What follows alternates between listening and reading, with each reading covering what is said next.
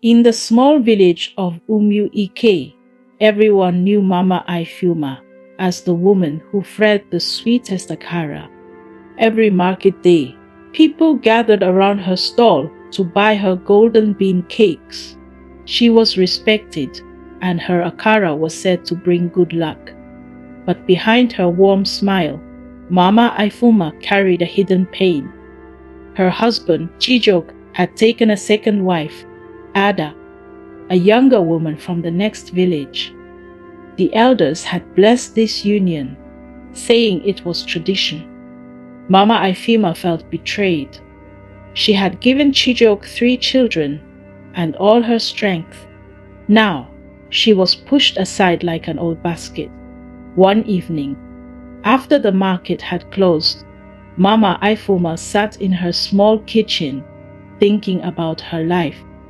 The new wife had moved into the compound, wearing Mama Ifeoma's old wrappers and sitting in her chair. Neighbors whispered about how Ada's beauty had stolen Chijok's heart. Mama Ifeoma's heart grew hard. In her pain, she remembered something her grandmother once said. A woman's blood is her power. When she is wronged, she can use it to show her pain. It was an old belief, something people no longer talked about. But that night, Mama Ifeoma could not sleep. Her thoughts were dark. The next morning was market day. Before dawn, she prepared her akara batter. When she finished, she looked at the small clay pot in the corner. Inside was a piece of cloth soaked with her menstrual blood. Her hands shook as she picked it up. "Let them taste my sorrow," she whispered. She squeezed the cloth over her bowl of groundnut oil. The red drops fell into the oil. She mixed it well, her heart beating fast. When the oil began to bubble, she started frying the akara. As the sun rose, people came with their coins and smiles. They did not know.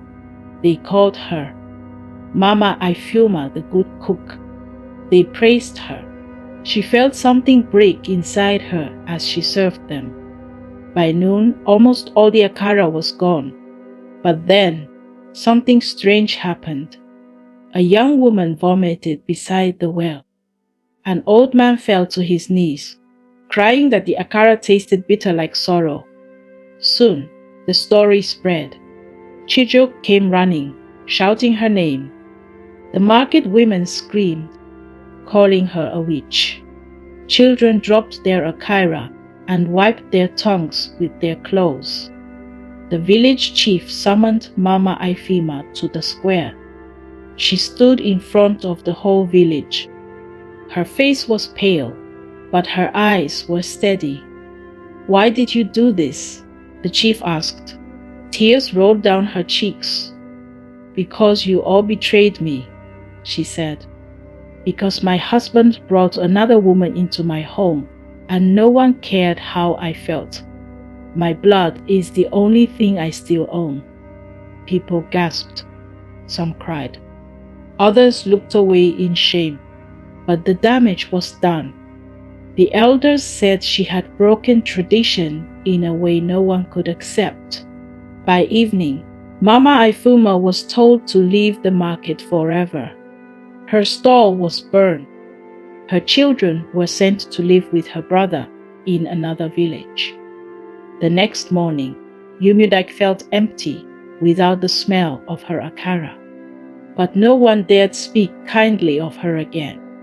In their hearts, they felt a deep disappointment at her, at the betrayal she suffered, and at themselves for letting her pain grow so wild. And so, the woman who once fed the whole village walked away alone, leaving behind the memory of the day Akara turned bitter.